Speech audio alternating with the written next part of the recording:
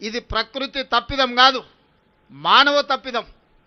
మనం చేయాల్సిన ఆలోచనలు, తీసుకోవాల్సిన నిర్ణయాలు సరైన సమయంలో తీసుకోకపోవడం వల్ల ఈరోజు ఢిల్లీ నగరం కావచ్చు, ముంబై కావచ్చు, బెంగళూరు కావచ్చు, చెన్నై కావచ్చు, కల్కట్టా కావచ్చు, ఈ మెట్రోపాలిటన్ సిటీస్ అన్నీ కూడా ఈరోజు నివసించడానికి యోగ్యంగానే నగరాలుగా మారుతున్నాయి. ఇది మన కళ్ళ ముందు కట్టినట్టుగా మన కళ్ళ ముందే కనిపిస్తుంది.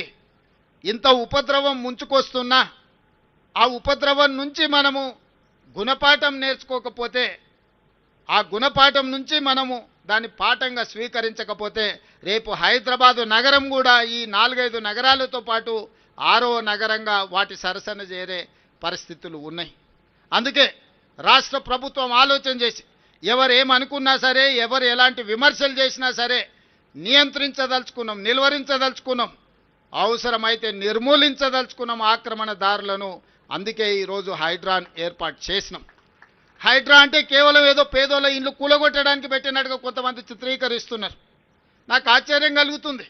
వాళ్ళ ఆలోచనలు, వాళ్ళ విధానం, వాళ్ళు ఏం చేయదలుచుకున్నారు. ప్రకృతి విధ్వంసం జరిగినా పర్వాలేదు, హైదరాబాదు నగరం కుప్పగూలినా పర్వాలేదు, ఈ నగరం కాలుష్య నగరంగా మారి ఇక్కడ ఉండే ప్రజలు వలసపోయి పారిపోయినా పర్వాలేదనే ఒక కుట్ర, కసి, కడుపు మంట వాళ్ళ మాటల్లో కనిపిస్తుంది. అందుకే ఈరోజు హైడ్రా అనేది కేవలం కూలగొట్టడానికి కాదు, నిర్మాణాలు చేయడానికి, ఆక్రమించుకున్న వాళ్ళని నియంత్రించడానికి ఎంత గొప్పవారైనా ఖచ్చితంగా చట్టం ముందు సమానులే అని నిరూపించడానికి ఈరోజు తీసుకొచ్చినాం. ఈరోజు మీకు అందరికీ తెలుసు, ఇవాళ Hyderabad disaster response and assets protection agency, దీంట్లో డిజాస్టర్ మేనేజ్మెంట్ ఉంది, అసెట్ ప్రొటెక్షన్ ఉంది, ప్రతి ఒక్క పని ఇందులో ఉన్నది. ఈ డిజాస్టర్ మేనేజ్మెంట్లో మనకు అకాల వర్షాలు వచ్చినప్పుడు వరదలు వస్తున్నాయి. చిన్న వర్షం వస్తే హైదరాబాదు నగరం రోడ్ల మీద నీళ్లుండి గంటల కొద్ది ట్రాఫిక్ ఆగిపోతుంది. సామాన్య ప్రజలు ఎంతో ఇబ్బందికి గురవుతున్నారు. ఈ మధ్యకాలంలో వర్షాలు, వరదలు వచ్చినప్పుడు ఇళ్లలకు నీళ్ళు వచ్చి 2 ఫ్లోర్లు నీళ్ళు వచ్చి జీవితకాలం కష్టపడి సంపాదించుకున్న తిను బండారాల నుంచి ఉప్పు, పప్పు, బెల్లం, చింతపండు నుంచి మొదలు పెడితే వాళ్ళు కొనుక్కున్న టీవీలు, సైకిల్ మోటార్లు, లేకపోతే పిల్లల చదువులు, పిల్లల సర్టిఫికెట్లు, కట్టు బట్టలతో సహా నీళ్ళల్లో మునిగిపోయి పేదలకు అన్యాయం జరిగింది. ఆనాడు కుటుంబానికి 10,000 ఇస్తామని అన్నారు.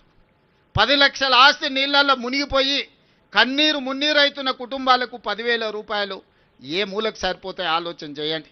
ఇంతకుముందే మన వాళ్ళు చూపించారు. చివరికి ఆనాడు నిజాం కట్టిన ఉస్మానియా హాస్పిటల్, లక్షలాది మంది పేదలకు వైద్యాన్ని అందించే ఉస్మానియా హాస్పిటల్ చిన్న వర్షం వస్తే వరదల ఉస్మానియా హాస్పిటల్ మునిగిపోయింది. ఇవాళ కాలనీలే నీళ్ళల్లో మునిగిపోతున్నాయి. మరి వీటన్నిటి నుంచి ప్రజల్ని కాపాడాల్సిన బాధ్యత ఈ ప్రభుత్వానికి లేదా? ఈరోజు రోడ్ల మీద చిన్న గాలి వస్తే ఆ గాలికి చెట్లన్నీ ఇరిగి రోడ్ల మీద పడుతున్నాయి, కరెంటు స్తంభాలన్నీ ఇరిగిపోయి పడుతున్నాయి, కరెంటు పునరుద్ధరించలేని పరిస్థితి, కాలనీలకు రోజుల కొద్దీ కరెంటు ఇవ్వలేని పరిస్థితి. ఇదే కాదు, బలవంతులు గేటెడ్ కమ్యూనిటీ అనో లేకపోతే రాజకీయంగా పెద్దలం అనుకున్నోళ్ళు చిన్న చిన్న బస్తీల రోడ్లకు గోడలు అడ్డం కట్టి పేదవాళ్ళు మా కాలనీల వైపే రావద్దు, చూడొద్దు అన్నట్టుగా వాళ్ళు అధికారాన్ని అడ్డం పెట్టుకొని ఈరోజు పేదలకు ఇబ్బంది కలిగిస్తున్నారు. అందుకే వీటన్నిటిని పరిష్కరించడానికి ఈరోజు హైడ్రా కూలగొట్టడానికే ఉంది అని అపోహలు ఏవైతే కల్పిస్తున్నారో, హైడ్రా అనేది ఈరోజు వర్షాలు వస్తే నిమిషాల మీద రోడ్ల మీద కూలిన చెట్లను అడ్డు తొలగిస్తున్నారు. నిమిషాల మీద మీకు కట్టైన మీ కాలనీలకు రాని కరెంటును పునరుద్ధరించే పని చేస్తున్నారు. రోడ్ల మీద నిలబడ్డ నీళ్లను ముందుగానే టెక్నాలజీ వాడి ఏ ప్రాంతంలో 5-6 గంటల తర్వాత ఒక రోజు ముందే ఎక్కడ వర్షం అత్యధికం ఉంది అని అంటే ఆ ఏరియాలో హైడ్రా సిబ్బంది అందరూ సంసిద్ధంగా ఉండి ట్రాఫిక్ను స్ట్రీమ్ లైన్ చేయడమే కాదు, వరదలు వస్తే ఎట్లా ఎదుర్కోవాలి, బురదలో ఎవరైనా చిక్కుకుంటే వాళ్ళని ఎట్లా కాపాడాలి అనే ప్రణాళికలు కూడా ఈరోజు హైడ్రా సిబ్బంది నిరంతరం పనిచేస్తారు. ఇవాళ వేలాది మంది హైడ్రాలో పనిచేస్తున్నారంటే ఇవాళ 1,20,00,000 మంది నగరంలో ఉన్నవాళ్ళు, Hyderabad outer ring road inside core urban reason, ring road లోపల ఉన్న నగరం ఈరోజు 1,20,00,000 మంది ప్రజలు ఉన్నారు. 940 చెరువులు ఉంటే 491 చెరువులు కబ్జాలు గురైపోయినాయి. పెద్ద పెద్ద నాలాలు ఉంటే నాలాలన్నీ మూసుకుపోయినాయి. రోడ్ల మీద ఆక్రమణల గురించి నేను చెప్పాల్సిన పని లేదు. నేను ఈరోజు పౌరులను అడుగుతున్నా, ఈరోజు ట్రాఫిక్ జామ్లకు ఈరోజు రోడ్లను ఆక్రమించుకున్న వాళ్ళు కాదా?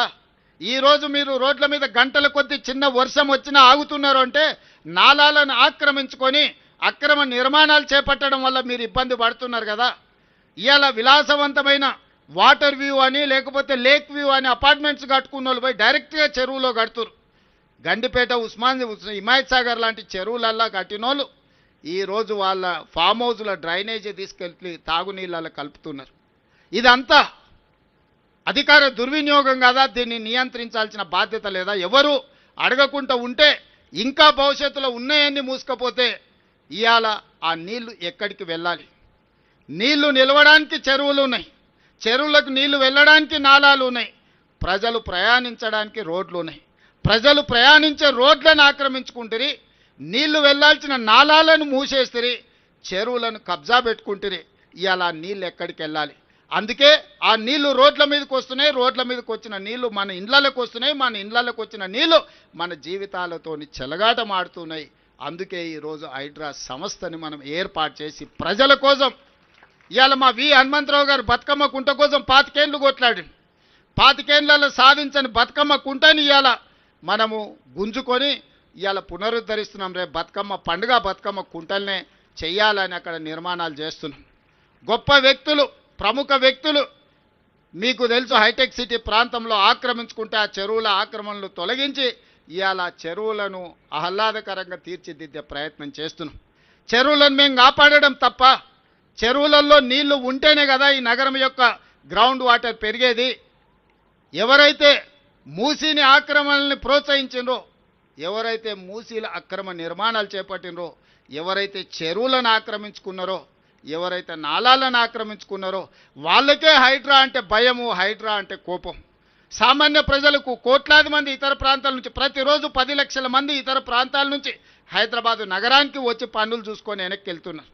గంటల కొద్దీ ట్రాఫిక్లో ఇరుక్కపోతే వాళ్ళ సమయమే కాదు వాళ్ళ పనులు కూడా వృధా అయిపోయే పరిస్థితి ఉంది కదా. ఇవాళ ఈ నగరాన్ని ఇట్లే కాలుష్యానికి వదిలేద్దామా? ఈ నగరాన్ని ఇట్లనే నిర్లక్ష్యానికి బలి చేద్దామా? మీరందరూ ఆలోచన చెయ్యండి. అందుకే ఈరోజు ఎవరు ఏమనుకున్నా సరే ఈరోజు ప్రజలకు అవకాశం ఇచ్చిండ్రు. ఈ అధికారంతో ప్రజలకు మేలు చెయ్యాలన్నదే మా ఆలోచన. ప్రజలకు ఉపయోగపడే నిర్ణయం. కొంతమంది వ్యక్తులు కడుపు మంటతో మమ్మల్ని వ్యతిరేకించినా, మమ్మల్ని దూషించినా నేను పట్టించుకోదలుచుకోలేదు. ఇవాళ మీరు చూడండి, చెరువులను, నాలాలను, మూసీలను ఆక్రమించుకున్న పెద్దవాళ్ళను తొలగించి పేదవాళ్లకు ఒక మంచి జీవితాన్ని ఇవ్వాలని 2 బెడ్రూమ్ ఇండ్లు ఇచ్చినాం.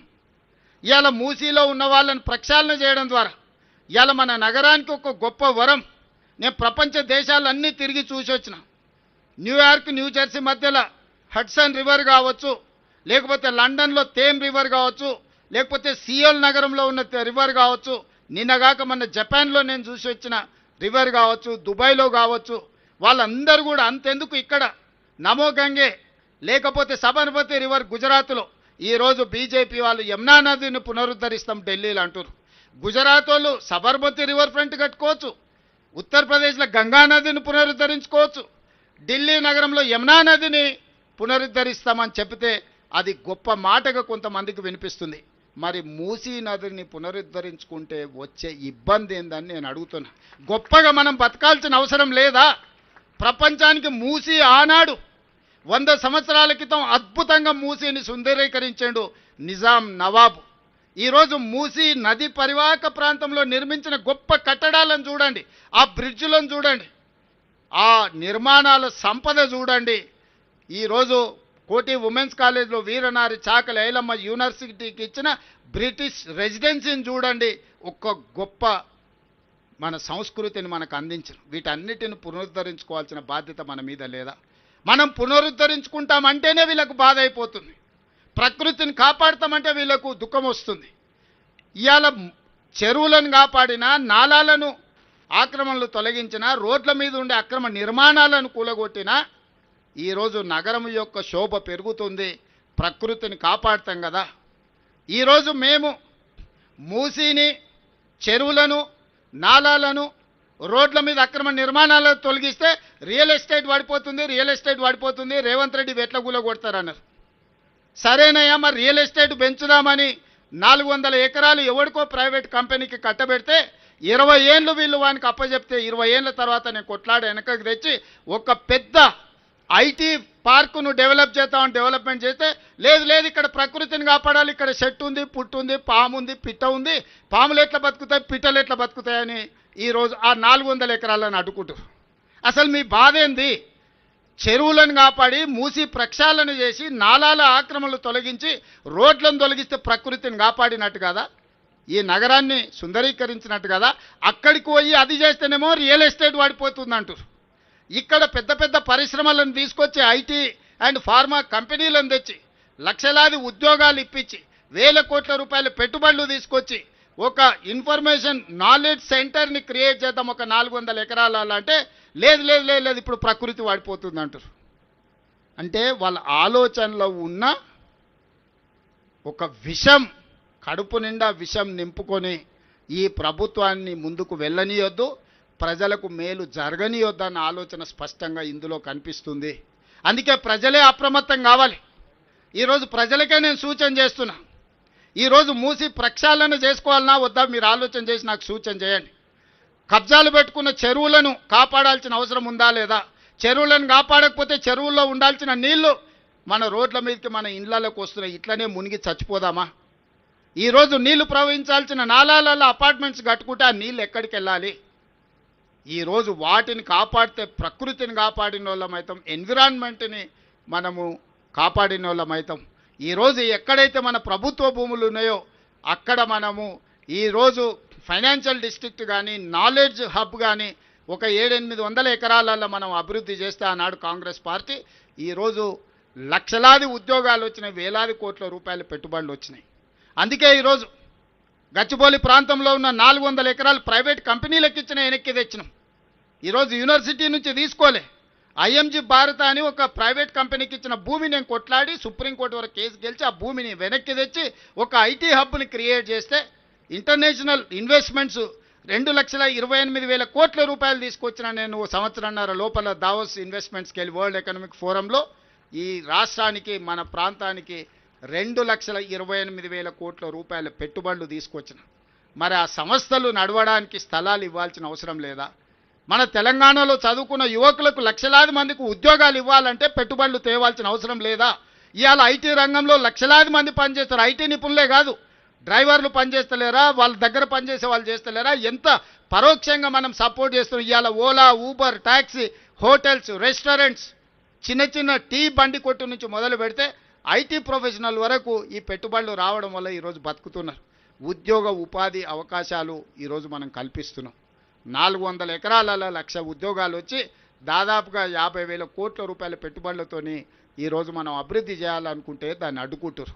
ఒక పక్కన నేను రాబోయే రోజుల్లో మా అధికారులను మూసి పరివాహక ప్రాంతంలో ఏమీ లేనివాడు, ఏ విధంగా బతకడానికి అవకాశం లేనోడు ఆ మూసి మురికి కూపంలో మునిగి తేలుతున్నాడు. మూసిలో బతకాలని ఎవరు కోరుకోరు. ఆ దోమల బాధ, మూసి మురికి వాసన, ఇక్కడనే ఎంత వాసన వస్తుందో మీరు చూసిండ్రు కదా. మూసిలో ఎట్లాంటి నరక పరిస్థితులు ఉంటాయో మీరు ఆలోచన చేయండి. అంత నరకంలో బతకాలని ఏ పేదవాడైనా అనుకుంటాడా? ఈరోజు నేను అసెంబ్లీలో అడిగిన ప్రతిపక్షాలు, ఆ మూసిలో నివసిస్తున్న వాళ్ళకి ఏమి ఇద్దామో చెప్పండి. 5 లక్షలు ఇద్దామా, 10 లక్షలు ఇద్దామా, డబుల్ బెడ్రూమ్ ఇల్లు ఇద్దామా, 120 గజాల ప్లాట్ ఇద్దామా, ఇందిరమ్మ ఇల్లు ఇద్దామా? ప్రభుత్వం నుంచి ఒక 10,000 కోట్లు మూసిలో మురికిలో బతుకుతున్న పేదవాళ్ళకు ఒక మంచి జీవితాన్ని నుంచి ఒక మంచి వాళ్ళ పిల్లలకు మంచి పాఠశాల ఇచ్చి వాళ్ళకి చదువుకోవడానికి వసతులు ఇచ్చి వాళ్ళకు ఉద్యోగ ఉపాధి అవకాశాలు కల్పిద్దాం, కలిసి రండి అంటే రారు. మీరు అక్కడి నుంచి వాళ్ళని తరలించొద్దంటారు. మీరేమో జూబ్లీ హిల్స్, బంజారా హిల్స్లు, జన్వాడల లేకపోతే ఎర్రవల్లి ఫామ్ హౌజులలో విశాలమైన భవంతులలో మీరు ఏమో బతుకుతారు, వాళ్ళు మాత్రం మూసీలనే ఆ మురికిలోనే మునిగి చావాలనా అని నేను అడ్డుకునే వాళ్ళని. ఇవాళ నరేంద్ర మోడీ గారు సబర్మతి రివర్ ఫ్రంట్ గుజరాత్లో కట్టుకుంటాడు. ఢిల్లీ బీజేపీ ప్రభుత్వం యమునా నది రివర్ ఫ్రంట్ కట్టుకుంటుంది ఢిల్లీలో. యోగి ఉత్తరప్రదేశ్లో గంగా నది ప్రక్షాళన చేస్తాడు. మరి తెలంగాణ ప్రజలు మూసి ప్రక్షాళన చెయ్యొద్దా? మోడీ గారు చేస్తే గొప్పెట్లా, తెలంగాణ ప్రభుత్వం చేస్తే తప్పెట్లా అని నేను అడుగుతున్నా. మీరు ఆలోచన చేయండి, ప్రజల్ని ఆలోచన చేయమంటున్నా నేను. ఇంకా రాజకీయ నాయకులు మారరు. వాళ్ళ నాయకులు చేస్తే గొప్ప, తెలంగాణ ప్రజలు చేస్తే తప్పు అనే విధానాన్ని ఈరోజు వాళ్ళు తీసుకున్నారు. అందుకే నేను ప్రజల్నే అడగదలుచుకున్నా. తొందరలోనే ప్రజల దగ్గరికి మా అధికారులను, మా ప్రజాప్రతినిధులను పంపిస్తాం. మా నగరంలో ఉన్న మా అనిల్ యాదవ్, మా మేయర్ను, మా డిప్యూటీ మేయర్ను, మా ఎమ్మెల్సీలను, మా దయాకర్ని, అందరిని, మా పొన్నం ప్రభాకర్ని మూసి పరివాహక ప్రాంతంలో ప్రజలతో ఆత్మీయ సమ్మేళనం ఏర్పాటు చేస్తా. వాళ్ళ జీవితాలకు ఒక మంచి వెలుగునివ్వాలనుకుంటున్నాము. ఇవాళ మనం ఫ్యూచర్ సిటీ అని ఒక గొప్ప నగరాన్ని నిర్మించుకోవాలనుకుంటున్నాం. కావాలంటే వాళ్ళందరికీ ఇతర ప్రాంతాల్లో ఇండ్ల పట్టాలిచ్చి వాళ్ళకి ఇండ్లు ఇస్తాము. మూసీలో ఎందుకు ఆ మురికిలో బ్రతకాలి? ఒకవేళ అవసరం అనుకుంటే ఆ ప్రాంతంలో ప్రతి 5 కిలోమీటర్ ఒక క్లస్టర్గా చేసి ఎక్కడ ప్రభుత్వ భూములు ఉంటే అక్కడ అపార్ట్మెంట్స్ కట్టి వాళ్ళకి ఇండ్లు ఇస్తాము. ఒక 400 ఫీటో 500 స్క్వేర్ ఫీటో కట్టిస్తే ఆ మురికిలో గుడిసేసుకొని బతుకునే కంటే కుటుంబంతో గౌరవంగా బ్రతకడానికి అవకాశం ఉంటుంది కదా. వాళ్ళు వాళ్ళ పిల్లల్ని మంచిగా చదివించుకోవద్దా? వాళ్ళ జీవితాలలో వెలుగు రావద్దా? వాళ్ళు బాగుపడొద్దా? ఏంది కక్ష? నా మీద ఉంటే ఉండొచ్చు, నాతో కొట్లాడుండ్రా. పేదోళ్ళ మీద ఏంది మీ ప్రతాపం? పోయి ఒకరోజు మూసీలో వండుకుంటామన్నారు. ఎవరైనా మూసీలో వండుకున్నారా? వాళ్ళ పార్టీల కార్యకర్తలలో 3వ అంతస్తులో పోయి అపార్ట్మెంట్లలో నిద్రపోయారు. మూసీలో పండుకోండి, మూసీ పక్కన మంచం వేసుకొని పండుకోరి. ఆ చాదరగట్టు బ్రిడ్జ్ పక్కన ఈ నుంచి ఆడికి కనిపిస్తుంది, వరుసగా అట్లా పండుకోరి. అంబర్పేటలో శ్మశాన వాటిక ఉంది మూసీ పక్కనే. ఒక 4-5 రోజులు అక్కడనే ఉండండి, అక్కడనే భోంచేయండి. మీకు తెలుస్తుంది ఆ బాధ ఏందో, దుఃఖమేందో. అందుకే ఈ వేదిక మీద నుంచి ఈడున్న వాళ్ళకంటే వింటున్న వాళ్ళందరికీ నేను చెప్పదలుచుకున్న, హైదరాబాదు నగరాన్ని ఆనాడు నిజామే అంత గొప్పగా ఉస్మాన్ సాగర్, హిమాయత్ సాగర్ కట్టి మూసి ప్రక్షాళన చేసి మూసి పరివాహక ప్రాంతంలో అద్భుతమైన కట్టడాలతోని ఉస్మానియా యూనివర్సిటీ నుంచి మొదలు పెడితే ఉస్మానియా హాస్పిటల్ వరకు, హైకోర్టు వరకు, సిటీ కాలేజ్ వరకు, చార్మినార్ ప్రాంతంలో ఉన్న వ్యాపార సంస్థల్ని వారు మనకు ఒక గొప్ప వారసత్వ సంపదగా ఇచ్చిండు. ఈ వారసత్వ సంపదను కాపాడుకొని నగరాన్ని మనం పునరుద్ధరించుకోవాలి. ఇదంతా వదిలేసి కొత్తది నిర్మించుకుంటూ పోతే పాత వారసత్వ సంపద ఏం కావాలి? అందుకే వారసత్వ సంపదను కాపాడుకుంటూ ప్రకృతిని మనము కాపాడుకుంటూ మన నగరాన్ని అభివృద్ధి చేసుకుందాం. ఈ అభివృద్ధిలో భాగంగా హైడ్రా భాగస్వామి అవుతుంది. హైడ్రా అధికారులకు కూడా నా సూచన, మానవీయ కోణంలో మీరు వ్యవహరించాలి. పేదల పట్ల సానుభూతితో ఉండాలి, పెద్దల పట్ల కఠినంగా ఉండాలి. పేదల్ని పెద్దల్ని మీరు ఒకే తాటి మీద కట్టకండి. పేదలను ఏదైనా అనుకోని పరిస్థితుల్లో ప్రభుత్వ భూమిలో కానీ లేకపోతే చెరువులలో కానీ నాలాలో ఉంటే వాళ్ళకి ప్రత్యామ్నాయం చూపిద్దాం. ఈ ప్రభుత్వం ఉన్నదే పేదల కోసం, మంచి పరిపాలన అందించడం కోసం. మీరు లిస్ట్ అవుట్ చేయండి. హైడ్రా అధికారులకు నేను స్పష్టంగా చెప్తున్నా, చాలా పెద్ద సామాజిక బాధ్యతలో ఉన్నారు హైడ్రాలో పనిచేసే ప్రతి వ్యక్తి.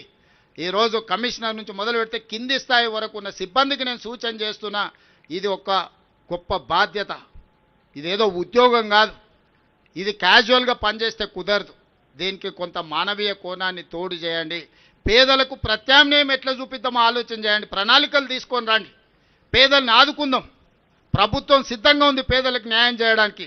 పెద్దల పట్ల మాత్రం కఠినంగా వ్యవహరించండి. పెద్దల్ని ఎవరు మీకు ఎంత ఒత్తిడి వచ్చినా పెద్దల గురించి మీరెవరు ఆలోచన చేయాల్సిన పని లేదు. మీ ముఖ్యమంత్రి మీతోని ఉన్నాడు.